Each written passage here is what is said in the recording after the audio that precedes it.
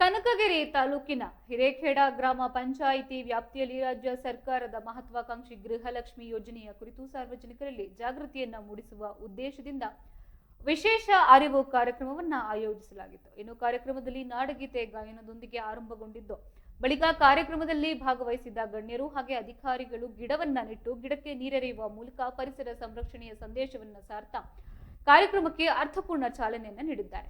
ಇನ್ನು ಕಾರ್ಯಕ್ರಮದಲ್ಲಿ ಮಾತನಾಡಿದ ಕನಕಗಿರಿ ತಾಲೂಕು ಗ್ಯಾರಂಟಿ ಯೋಜನೆಯ ಅಧ್ಯಕ್ಷ ಹಜರತ್ ಹುಸೇನ್ ಗೃಹಲಕ್ಷ್ಮಿ ಯೋಜನೆಯ ಉದ್ದೇಶ ಹಾಗೆ ಸೌಲಭ್ಯಗಳ ಕುರಿತು ವಿವರಿಸಿದ್ದಾರೆ. ಇನ್ನು ಯೋಜನೆಯು ಗೃಹಿಣಿಯರ ಆರ್ಥಿಕ ಸಬಲೀಕರಣಕ್ಕೆ ಸಹಕಾರಿಯಾಗಲಿದ್ದು, ಫಲಾನುಭವಿಗಳಿಗೆ ಎದುರಾಗ್ತಾ ಇರುವ ತಾಂತ್ರಿಕ ತೊಂದರೆಗಳು ಬ್ಯಾಂಕ್ ಖಾತೆಗೆ ಹಣ ಜಮೆಯಾಗದಿರುವುದು ಸೇರಿದಂತೆ ಯಾವುದೇ ಸಮಸ್ಯೆಗಳಿದ್ದಲ್ಲಿ ಸಂಬಂಧಿಸಿದ ಅಧಿಕಾರಿಗಳನ್ನ ಸಂಪರ್ಕಿಸಿ ಪರಿಹಾರವನ್ನ ಪಡೆದುಕೊಳ್ಳುವಂತೆ ಸಲಹೆಯನ್ನು ಕೂಡ ನೀಡಿದ್ದಾರೆ. ಇನ್ನು ಸಭೆಯಲ್ಲಿ ಫಲಾನುಭವಿಗಳು ಕೇಳಿದ ವಿವಿಧ ಪ್ರಶ್ನೆಗಳು ಹಾಗೆ ಸಂಶಯಗಳಿಗೆ ಅಧಿಕಾರಿಗಳು ಸಮರ್ಪಕ ಉತ್ತರವನ್ನ ನೀಡಿ ಯೋಜನೆಯ ಕುರಿತು ಅಗತ್ಯ ಮಾಹಿತಿಯನ್ನು ನೀಡಿದರು. ಕಾರ್ಯಕ್ರಮದ ಬಳಿಕ ಸಿಬ್ಬಂದಿ ಫಲಾನುಭವಿಗಳು ಹಾಗೆ ಸಾರ್ವಜನಿಕರಿಗೆ ಉಪಹಾರದ ವ್ಯವಸ್ಥೆಯನ್ನು ಕೂಡ ಮಾಡಲಾಗಿದ್ದು, ಈ ಸಂದರ್ಭದಲ್ಲಿ ಪಂಚಾಯಿತಿ ವ್ಯಾಪ್ತಿಯ ವಿವಿಧ ಇಲಾಖೆಗಳು, ಅಧಿಕಾರಿಗಳು, ಜನಪ್ರತಿನಿಧಿಗಳು, ಚೆನ್ನಪ್ಪ ಜಗದೀಶ್, ಸುಲೇಖಲ್, ಹನುಮಮ್ಮ ಖಾತಾಪುರ, ನೀರುಳಿಟ್ಟ ಲಕ್ಷ್ಮಮ್ಮ, ಆಶಾ ಕಾರ್ಯಕರ್ತೆಯರು, ಅಂಗನವಾಡಿ ಕಾರ್ಯಕರ್ತೆಯರು, ಗೃಹಲಕ್ಷ್ಮಿ ಯೋಜನೆಯ ನೂರಾರು ಮಹಿಳಾ ಫಲಾನುಭವಿಗಳು ಹಾಗೆ ಗ್ರಾಮಸ್ಥರು ಭಾಗವಹಿಸಿದರು.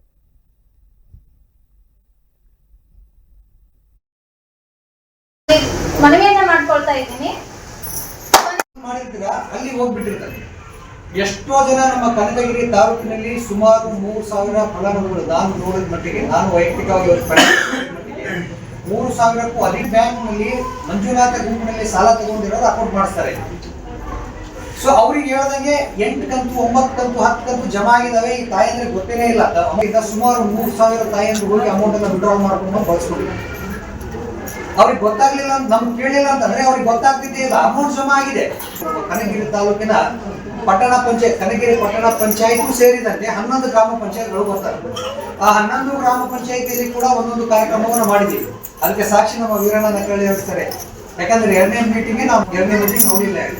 ಸೊ ಅವೆಲ್ಲ ಗ್ರಾಮ ಫಲಾನುಭವಿ ತೊಂದರೆ ಏನಪ್ಪಾ ಅಂತಂದ್ರೆ, ಮೃತ ಫಲಾನುಭವಿಗಳು ಅಂದ್ರೆ ಮನೆಯಲ್ಲಿ ಅಕ್ಕಿಯಲ್ಲಿ ರೇಷನ್ ಕಾರ್ಡ್ ಅಲ್ಲಿ ಕುಟುಂಬದ ಮುಖ್ಯಸ್ಥೆಯಲ್ಲಿ ಬದಲಾವಣೆ ಮಾಡಿದಾಗ ಅವರು ಗೃಹಲಕ್ಷ್ಮಿ ಯೋಜನೆಗೆ ಅರ್ಜಿ ಹಾಕಲಿಕ್ಕೆ ಎಲಿಜಿಬಲ್ ಆಗ್ತಾರೆ.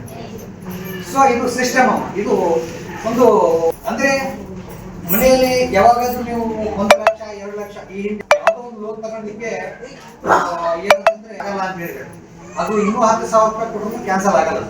ಯಾಕಂದ್ರೆ ಜಿಲ್ಲಾ ಮಟ್ಟದ ಅಧಿಕಾರಿಗಳು, ತಾಲೂಕು ಮಟ್ಟದ ಅಧಿಕಾರಿಗಳು, ಗಂಡೂರು ಮಟ್ಟದ ಅಧಿಕಾರಿ ಇಲಾಖೆಯಿಂದಾನೆ ಕ್ಲಿಯರೆನ್ಸ್ ತಗೊಂಡಾಗ ಮಾತ್ರ ನೀವು IT GST ವ್ಯಾಪ್ತಿಯಿಂದ ಈ ಒಂದು ಕಾರ್ಯಕ್ರಮಕ್ಕೆ ಆಗಮಿಸಬೇಕಾಗಿ ಮತ್ತು ವಿಶೇಷವಾಗಿ ನಮಗೆ ಮಾತನಾಡಲಿಕ್ಕೆ ಅವಕಾಶ ಮಾಡಿಕೊಟ್ಟಿದ್ದಾರೆ.